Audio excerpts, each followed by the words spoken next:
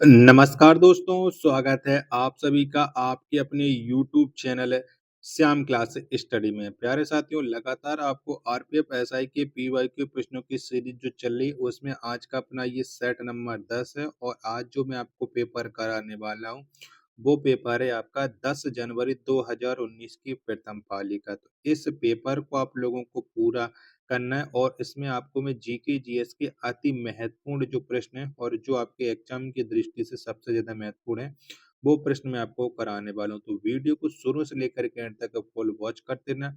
Video पसंद आए तो वीडियो को लाइक करो। चैनल को आप लोगों ने अभी तक सब्सक्राइब नहीं कर रखा होगा तो चैनल को आप लोग जरूर सब्सक्राइब कर लीजिएगा। पूरा सेट देखने के बाद कमेंट बॉक्स में आपको ये जरूर बताना कि आपने कितने प्रश्न सही किए हैं और आपको ये सेट कैसा लगा। तो फिर चलिए शुरू करते हैं आपके लिए। तो पहला प्रश्न आ जाता है आपके सामने कि निम्नलिखित में से कौन सा अंटार्कटिका में एक भारतीय अनुसंधान केंद्र है। तो कौन है? तो अंटार्कटिका में जो भारतीय अनुसंधान केंद्र है वो दक्षिण गंगोत्री है। एक का तीसरा ऑप्शन राइट आंसर है हो जाएगा। दूसरा प्रश्न आ जाता है कि फुटबॉल टीम में कितने खिलाड़ी होते हैं। तो फुटबॉल टीम में जो खिलाड़ियों की संख्या होती है वो 11 होती है। दो का दूसरा ऑप्शन राइट आंसर है हो जाएगा। तीसरा प्रश्न आ जाता है कि कौन से राज्य वंशाधारा जल विवाद न्यायाधिकरण में शामिल हैं। तो कौन से राज्य शामिल हैं? तो इसमें जो राज्य शामिल हैं वो हैं आपके उड़ीसा और आंध्र प्रदेश, यानी तीन का दूसरा ऑप्शन है वो राइट आंसर है हो जाएगा। चौथा प्रश्न आ जाता है आपके सामने कि अंडर 20 विश्व चैंपियनशिप की 400 मीटर दौड़ में किसने ऐतिहासिक रिकॉर्ड बनाया है। तो ये ऐतिहासिक रिकॉर्ड बनाया था हेमा दास ने। चार का चौथा ऑप्शन राइट आंसर है हो जाएगा। पांचवा प्रश्न आ जाता है कि भारत में संविधान सभा की स्थापना कब की गई थी। तो कब हुई थी? तो ये स्थापना 1946 में की गई थी। पांच का तीसरा ऑप्शन राइट आंसर है हो जाएगा।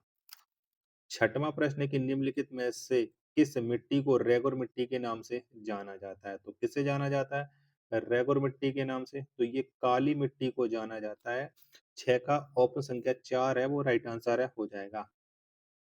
सातवां प्रश्न है आपके सामने कि वर्ल्ड हैप्पीनेस रिपोर्ट किसके द्वारा तैयार की गई है। तो ये रिपोर्ट किसके द्वारा तैयार की जाती है? तो ये संयुक्त राष्ट्र सतत विकास समाधान नेटवर्क द्वारा तैयार की जाती है। ऑप्शन संख्या एक है वो इसका राइट आंसर है हो जाएगा। अगला आठवां प्रश्न है आपके सामने कि जीव विज्ञान की किस शाखा के अंतर्गत ऊतकों का अध्ययन किया जाता है। तो ऊतकों का जो अध्ययन होता है वो हिस्टोलॉजी के अंतर्गत किया जाता है। आठ का पहला ऑप्शन राइट आंसर है हो जाएगा। चलिएगा, अगला प्रश्न आ जाता है प्रश्न संख्या 9 है आपके सामने कि निम्नलिखित में से किसी उच्च दबाव पर टेट्राफ्लोरोइथीन को एक मुक्त मूलक या पर सल्फेट उत्प्रेरक के साथ गर्म करके निर्मित किया गया है। बताओ इसका राइट आंसर हो जाएगा किसे गर्म करके किया गया है। तो जितने भी लोग बता रहे हैं टेफ्लॉन। नौ का तीसरा ऑप्शन राइट आंसर है हो जाएगा। 10वां प्रश्न है आपके सामने कि सुल्तान अजलान शाह कप किस खेल से संबंधित है। तो सुल्तान अजलान शाह कप का जो संबंध है वो फील्ड हॉकी से है। 10 का ऑप्शन संख्या चार इसका राइट आंसर है हो जाएगा। 11वां प्रश्न है कि हरियर और बुक्का ने किस प्रसिद्ध साम्राज्य की स्थापना की थी। तो हरियर और बुक्का ने विजयनगर साम्राज्य की स्थापना की थी। 11 का चौथा ऑप्शन राइट आंसर है हो जाएगा। 12वां प्रश्न है कि कौन सा पदार्थ रासायनिक प्रतिक्रिया की दर को बदलता है और प्रतिक्रिया के दौरान रासायनिक रूप से भिन्न रहता है। तो ये कौन सा पदार्थ है? तो वो पदार्थ है आपका उत्प्रेरक। 12 का तीसरा ऑप्शन राइट आंसर है हो जाएगा। 13वां प्रश्न है कि पाल साम्राज्य के संस्थापक निम्नलिखित में से कौन थे। तो इसके जो संस्थापक थे वो गोपाल थे। 13 का दूसरा ऑप्शन राइट आंसर है हो जाएगा। 14वां प्रश्न है आपके सामने कि तुलुप वंश का संबंध निम्नलिखित में से किस शासक से है। तो तुलुप वंश का जो संबंध है वो कृष्णदेव राय से है। 14 का दूसरा ऑप्शन करेक्ट आंसर है हो जाएगा। 15वां प्रश्न आ जाता है कि निम्नलिखित में से कौन सी नदी पक्षी के पैर की तरह नदी डेल्टा बनाती है। तो ये कौन सी नदी बनाती है? तो ये मिसिसिपी नदी बनाती है। 15 का चौथा ऑप्शन राइट आंसर है हो जाएगा। छठवां 16वां प्रश्न है कि यदि राष्ट्रपति संसद के पुनर्विचार के लिए एक विधेयक लौटाता है तो इसे इस रूप में जाना जाता है। तो इसे किस रूप में जाना जाता है? तो इसे निलंबन वीटो के रूप में जाना जाता है। पहला ऑप्शन राइट आंसर है हो जाएगा। 16वां 17वां प्रश्न है आपके सामने कि यूराल पर्वत और यूराल नदी यूरोप को अलग करती है, तो यूरोप को किससे अलग करती है? ये आपको बताना है। ऑप्शन आपकी स्क्रीन पर शो हो रहा है, तो ये एशिया से अलग करती है। 17 का पहला ऑप्शन करेक्ट आंसर है, हो जाएगा। 18वां प्रश्न आ जाता है कि खाद्य श्रृंखला जिसमें पहला स्तर पौधों के रूप में ऊतकों के साथ शुरू होता है और मांसाहारी उपभोक्ताओं के साथ समाप्त होता है, क्या कहलाता है? ये आपको बताना है। 18 का राइट आंसर क्या हो जाएगा? तो ये चराई खाद्य श्रृंखला कहलाता है। तीसरा ऑप्शन राइट आंसर है, हो जाएगा।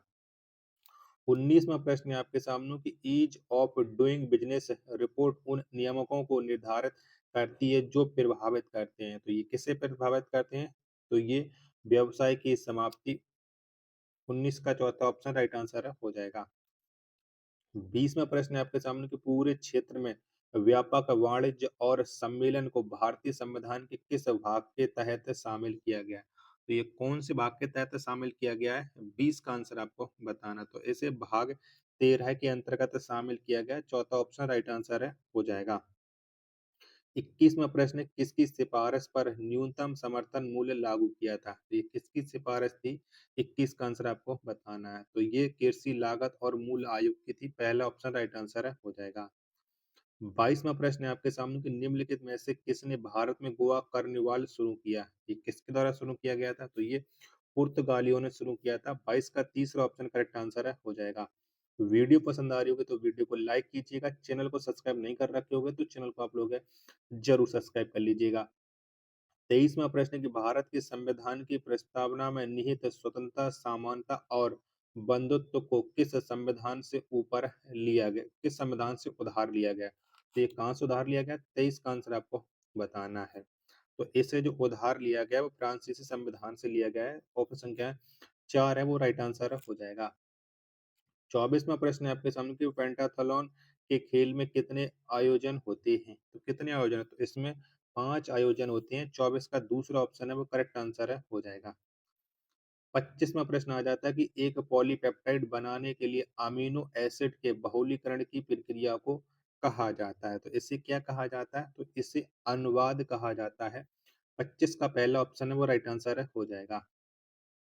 26वां प्रश्न है आपके सामने, ग्रेट डिवाइडिंग रेंज निम्नलिखित में से किस देश में स्थित है? तो ये कहाँ पर स्थित है? तो ग्रेट डिवाइडिंग रेंज ये ऑस्ट्रेलिया में है।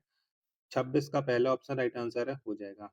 27वां प्रश्न आ जाता है कि उच्च ऊर्जा में आवेशित कणों या आयनों को त्वरित करने के लिए किस मशीन का उपयोग किया जाता है? तो यहाँ पर जो उपयोग किया जाता है वो साइक्लोट्रॉन का उपयोग किया जाता है। 27 का चौथा ऑप्शन राइट आंसर है, हो जाएगा।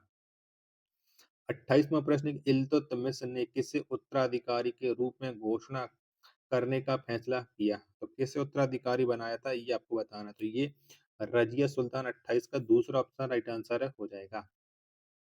29वां प्रश्न है कि निम्नलिखित में से कौन भारत में सर्वोच्च कानून बनाने वाला संस्थान है? तो कौन सा है? तो सर्वोच्च कानून बनाने वाला जो संस्थान है वो संसद है। 29 का दूसरा ऑप्शन करेक्ट आंसर है, हो जाएगा। 30वां प्रश्न आ जाता है आपके सामने कि आंचलिक परिषद का अध्यक्ष कौन होता है? तो इसका जो अध्यक्ष होता है वो केंद्रीय गृह मंत्री होते हैं। 30 का दूसरा ऑप्शन राइट आंसर है, हो जाएगा। 31वां प्रश्न है कि संस्कृत में अपहा का अर्थ है? तो इसका जो अपहा का अर्थ होता है वो जल होता है। 31 का दूसरा ऑप्शन करेक्ट आंसर हो जाएगा। चलिएगा, 32वां प्रश्न है आपके सामने कि केरल और कर्नाटक में प्री मानसून बौछार के रूप में जाना जाता है। तो इसे किसके रूप में जाना जाता है? तो ये जाना जाता है आम्र बौछार के रूप में। 32 का दूसरा ऑप्शन करेक्ट आंसर है, हो जाएगा। 33वां प्रश्न है कि भारत की पहली बोलती फिल्म निम्नलिखित में से कौन थी? तो भारत की पहली जो बोलती फिल्म थी वो आलम आरा थी। 33 का दूसरा ऑप्शन राइट आंसर है, हो जाएगा। 34वां प्रश्न आ जाता है कि निम्नलिखित में से किस स्थान को भारत की आध्यात्मिक राजधानी के रूप में जाना जाता है? तो ये किससे जाना जाता है? तो ये वाराणसी को जाना जाता है। 34 का तीसरा ऑप्शन करेक्ट आंसर है, हो जाएगा। 35वां प्रश्न आ जाता है कि निम्नलिखित में से कौन सुल्तान बाजार नियंत्रण की अपनी नीति के लिए जाना जाता है? तो ये कौन सुल्तान जाना जाता है? तो ये अलाउद्दीन खिलजी को जाना जाता है। चौथा ऑप्शन राइट आंसर है, हो जाएगा। 35वां प्रश्न है कि प्राथमिक चरण से माध्यमिक सर्किट तक विद्युत चरण संकेतों या आवृत्ति को ले जाने के लिए किस स्थिर विद्युत उपकरण का उपयोग किया जाता है? तो ये किसका उपयोग किया जाता है? तो ये ट्रांसफार्मर का किया जाता है। पहला ऑप्शन है राइट आंसर है हो जाएगा।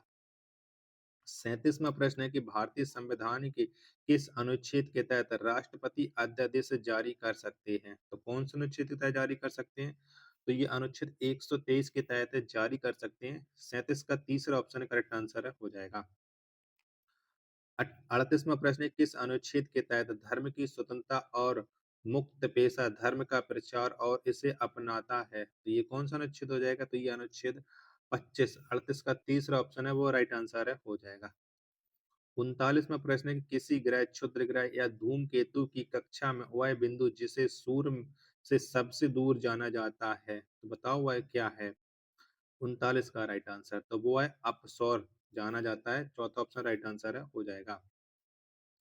चलिएगा अगला प्रश्न आ जाता है आपके सामने। प्रश्न संख्या 40 है कि प्रथम एशियाई कबड्डी चैंपियनशिप किस वर्ष आयोजित की गई थी? तो ये आयोजित की गई थी 1980 में। 40 का चौथा ऑप्शन राइट आंसर है हो जाएगा। 41वां प्रश्न आ जाता है कि भारतीय योजना का पहला खाका प्रस्तावित करने का श्रेय किसको दिया जाता है? तो ये जो श्रेय जाता है वो एम विश्वेश्वरैया को जाता है। 41 का पहला ऑप्शन है वो राइट आंसर है हो जाएगा। 42वां प्रश्न आ जाता है कि राष्ट्रीय राजमार्ग 2 किस नदी पर स्थापित किया गया है? तो ये कौन सी नदी पर स्थापित है? तो राष्ट्रीय राजमार्ग जो 2 है वो बराक नदी पर है। 42 का चौथा ऑप्शन राइट आंसर हो जाएगा। 23वां प्रश्न है कि 2022 शीतकालीन ओलंपिक की मेजबानी के लिए किस शहर को चुना गया है? तो ये जो चुना गया है वो चुना गया है बीजिंग को। 43 का दूसरा ऑप्शन करेक्ट आंसर हो जाएगा। 44वां प्रश्न है कि निम्नलिखित में से कौन सी नदी पूर्ववर्ती नदी है? तो कौन सी नदी है? तो सिंधु यह एक पूर्ववर्ती नदी है। 44 का पहला ऑप्शन राइट आंसर है हो जाएगा। 45वां प्रश्न आ जाता है आपके सामने कि इलेक्ट्रोड और इलेक्ट्रोलाइट के बीच विकसित होने वाले विभवांतर के लिए किस शब्द का उपयोग किया जाता है? कौन शब्द का उपयोग करते हैं? तो इलेक्ट्रोड विभव का उपयोग करते हैं। तीसरा ऑप्शन करेक्ट आंसर है हो जाएगा। 46वां प्रश्न है कि किस देश से राजनीति के निर्देशक सिद्धांत उधार लिए गए हैं? तो राजनीति से सिद्धांत कहाँ से लिए गए हैं? तो ये आयरिश संविधान या आयरलैंड से लिए गए। 46 का तीसरा ऑप्शन राइट आंसर हो जाएगा। 47वां प्रश्न है कि एक गोलाकार दर्पण या लेंस के वक्रता केंद्र या केंद्र से गुजरने वाली काल्पनिक रेखा जिसे कहा जाता है? तो इसे क्या कहा जाता है? तो इसे प्रधान अक्ष कहा जाता है। ऑप्शन संख्या 4 है वो करेक्ट आंसर है हो जाएगा। 48वां प्रश्न है कि तराइन की दूसरी लड़ाई कब लड़ी गई थी? तो कब हुई थी? तो तराइन की जो दूसरी लड़ाई है वो 1192 में लड़ी गई थी। 48 का पहला ऑप्शन राइट आंसर हो जाएगा। 49वां प्रश्न है आपके सामने कि भारत की दूसरी पंचवर्षीय योजना का उद्देश्य क्या था? तो भारत की दूसरी पंचवर्षीय योजना का जो उद्देश्य था वो भारी उद्योग और पूंजीगत सामान था। 49 का दूसरा ऑप्शन राइट आंसर हो जाएगा। 50वां प्रश्न है आपके सामने कि एंजियोस्पर्म में एक से अधिक भ्रूण पैदा करने की घटना को कहा जाता है? तो इस घटना को कहा जाता है पोलियोब्रियोनी।